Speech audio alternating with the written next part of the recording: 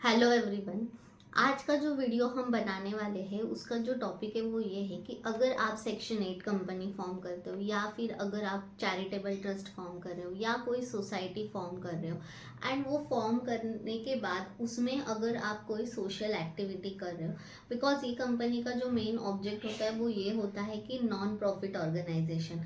तो अगर आप ऐसी कोई कंपनी फॉर्म करते हो या कोई ट्रस्ट फॉर्म करते हो एंड उसमें आप चाहते हो कि आपको फॉरेन से भी कोई कंट्रीब्यूशन आए, तो आपको एक लाइसेंस लेने की ज़रूरत होती है। विदाउट वो लाइसेंस आप फॉरेन से कोई डोनेशन या कंट्रीब्यूशन नहीं ले सकते हो। तो वो लाइसेंस क्या होता है उसके बारे में आज हम जानेंगे।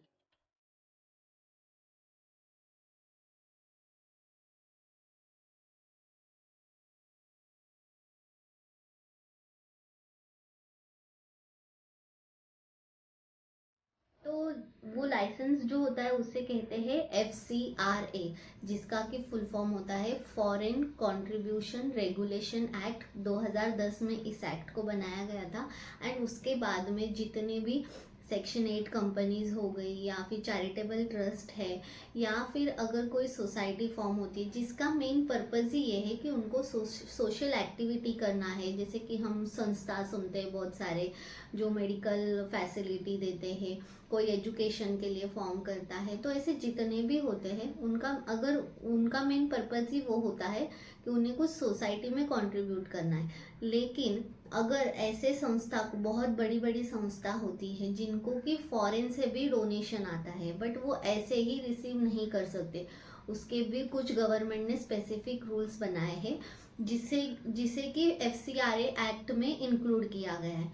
तो अगर आप भी फ्यूचर में सोच रहे हो कि आपको कोई ट्रस्ट बनानी है एंड आपको कोई ऐसी सोशल एक्टिविटी करनी है, तो आपको वो ट्रस्ट फॉर्मेशन के बाद में वी सजेस्ट कि आप FCRA लाइसेंस भी ले लीजिए, उसके रजिस्ट्रेशन के लिए अप्लाई कीजिए, ताकि फ्यूचर में अगर आपकी भी बहुत बड़ी ट्रस्ट बन जाती है, संस्था बन जाती है एंड बहुत अच्छा आप नोबल काम कर रहे हो, तो आपको जो आउट ऑफ इंडिया जैसे कि फॉरेन से भी डोनेशंस आप एक्सेप्ट कर सकते हो। उस लाइसेंस के बिना हम वो जो डोनेशन होता है वो एक्सेप्ट नहीं कर सकते।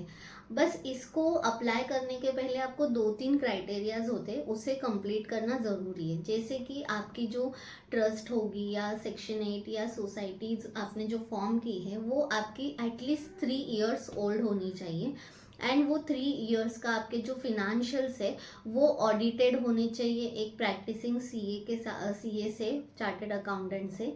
एंड जो थर्ड क्राइटेरिया वो ये है कि जैसे कि अगर आपका जो मेन पर्पस है, जो ऑब्जेक्ट है फॉर्म करने का, ट्रस्ट हो या जो भी उसका, अगर फॉर एग्जांपल पर्पस है आपका एजुकेशन, तो आपने उस एम एंड उस ऑब्जेक्ट के लिए एटलीस्ट मिनिमम 10 लाख या उससे ज़्यादा पिछले 3 साल में एक्सपेंसेस करने होने चाहिए। अगर आपने वो किया है देन ओनली आप, अगर आप सिर्फ एक्सपेंसेस नहीं, आप ये अगर तीनों क्राइटेरिया फुलफिल करते हो तो आप FCRA के लिए एप्लीकेशन कर सकते हो। ऐसा नहीं पॉसिबल है कि आपने आज ट्रस्ट फॉर्म की एंड नेक्स्ट मंथ में आप FCRA के लिए जा रहे हो, ऐसा नहीं हो सकता।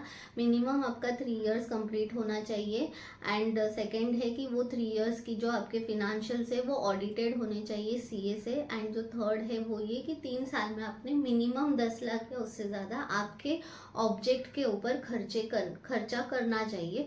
अगर उससे कम होगा तो वो आपके चांसेस है वो लाइसेंस रिजेक्ट होने के।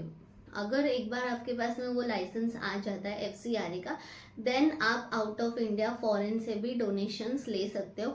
आपकी जो ट्रस्ट है, सोसाइटी है या कंपनी सेक्शन 8 की जो कंपनी है वो उसके बाद में डोनेशन एक्सेप्ट करने के लिए एलिजिबल हो जाती है। आई होप कि आपको व्हाट इज FCRA समझ में आया होगा and charitable trust and section 8 companies जो होती है उन्हें क्या क्या एलिजिबिलिटी होता है एंड उन्हें कैसे डोनेशंस मिल सकता है, ये थोड़ा सा कंसेप्ट क्लियर हुआ होगा।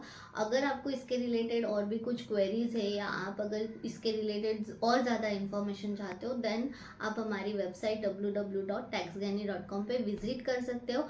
अगर आपको ये वीडियो अच्छा लगे तो हमारे चैनल को सब्सक्राइब करें एंड आपके कॉन्टैक्ट में इस वीडियो को ज़्यादा से ज़्यादा लोगों तक ज़रूर शेयर करें। Thank you. नमस्ते।